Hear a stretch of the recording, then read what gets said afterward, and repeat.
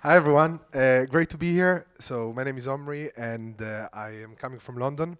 I work as a Web3 lawyer, meaning I combine commercial elements to the practice together with regulatory considerations, so financial services, gambling, and data a little bit. So IP and NFT don't enforce, do incentivize. What I mean by this, hopefully by the end of the presentation, you'll be more, you'll consider IP in a different light. And I think that many of the people here at the conference are already doing that, fortunately. But I think that there is more need for more traditional brands to look at IP in a different light. So if we look at intellectual property rights, and sorry, here myself again. So why does IP exist? Why do we have IP rights? And this presentation is going to be centered mostly around copyright. So let's look at copyright, for example. Why do we have copyright? Why do we grant a protection to artists and creators?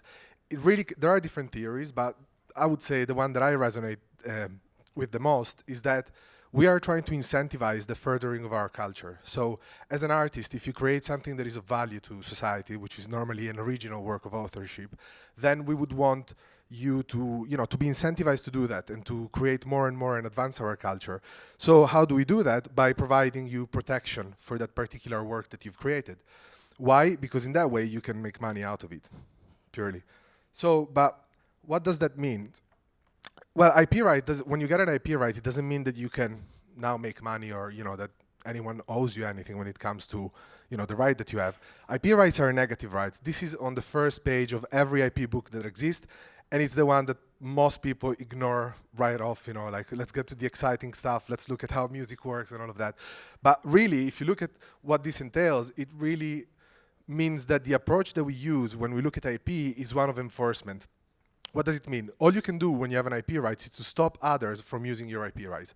That's all you can do. You don't have a right to make money or anything else. All you can do is stop others from using what you've created without your authorization. But if I can stop someone from using what I've created, I can also give them permission to do that, to use it.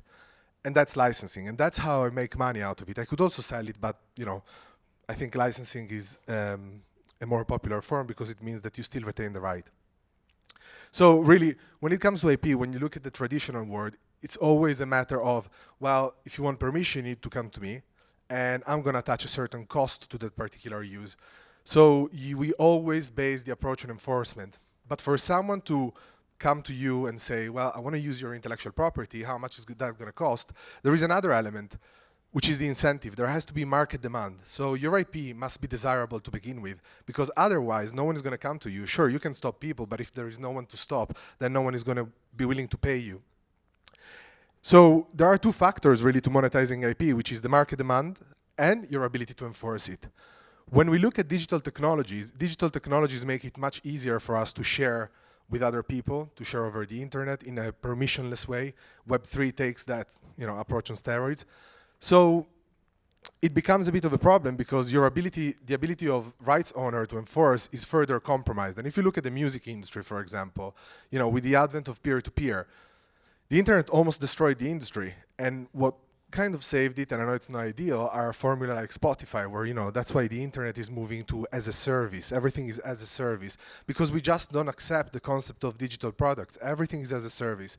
I'm giving you, the music. If you look at Spotify, in a convenient way, you can access it everywhere. You have access to a huge library of very high quality music, and that incentivizes people to purchase or at least to pay for what they're consuming. So looking at that, those are incentive, but so when your ability to enforce is compromised, for example, the example of music with the internet, what can you do? And the secret, in my opinion, which is not really a secret, is to focus on incentives. So if deterrents don't work, incentivize. And NFTs present challenges to the enforcement, but at the same time, they give us the ability to build a lot of value on top or to bundle it together with the intellectual property that we've created. So you have, from commercial licensing to utility, to provenance, gamified experiences, and more. So, for example, commercial licensing tend to be a popular option, meaning I create a piece of IP, I'm selling you the token that is associated with that piece of IP, and that token also represents commercial right over that piece of IP. Many people like that. Not many people make full use of it. There are a lot of NFTs with commercial rights. There aren't as many good quality derivatives. Utility is probably the most popular form of incentive. For example, around NFT.NYC, you have a lot of side events, many of which are token gated, so you need to have the NFT in order to be able to access it. Provenance is what I find one of the most interesting use cases, because up until very recently, we had no way of demonstrating that a particular piece of digital art belonged to us. So say I'm commissioning a work to an artist. Sure, I have an agreement in place, so the IP that the artist creates now belongs to me, or maybe they're just licensing it to me. Well, that's a problem, because then anyone can copy and paste the same work, and I cannot demonstrate to the world at scale, that I own that particular piece of art. And NFT solved that. We can now have digital original. And there is a use case, and this one, to me, still remains one of the most important use cases in the space. It's Kat Simard, Free Y. Kat Simard is a very popular photographer. She worked with National Geographic and with a lot of other, important magazines and publications. And she took this picture in Hawaii, and the picture went viral. So everyone started using it, and we're talking also about technology companies. They were sharing it everywhere. And an enforcement agency reached out to Kat. Those are agencies that you reach out to, when the genie is out of the bottle, when people are using your IP without permission. They're trying to put the genie back in the bottle, but it's really difficult. So all of that failed.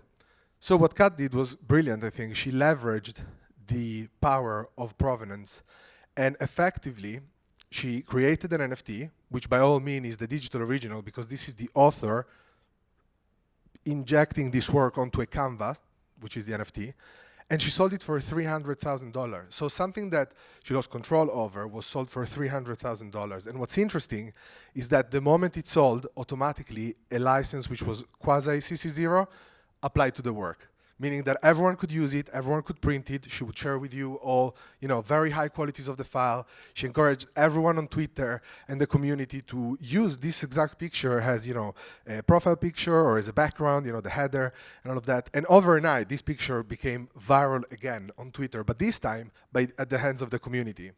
And then it sold for, the sum that I mentioned.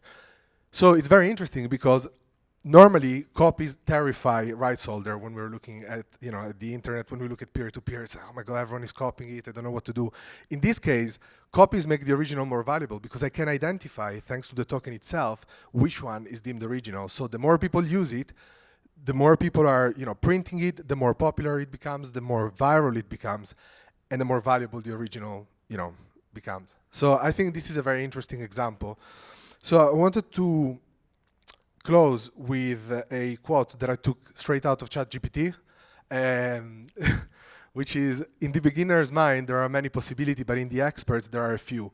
One of the main obstacles that I see, that working in the space as a lawyer, is with very large brand from Web 2 that want to make the jump. It's very difficult for them to approach intellectual property in a different light, in a different way, to use it as an incentive as opposed to, something that they need to protect by all means.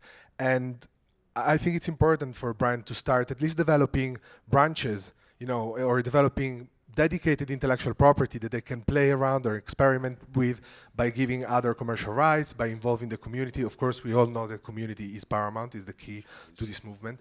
But yeah, I hope that it was quite short. Are we okay for time? Yeah, all good, okay.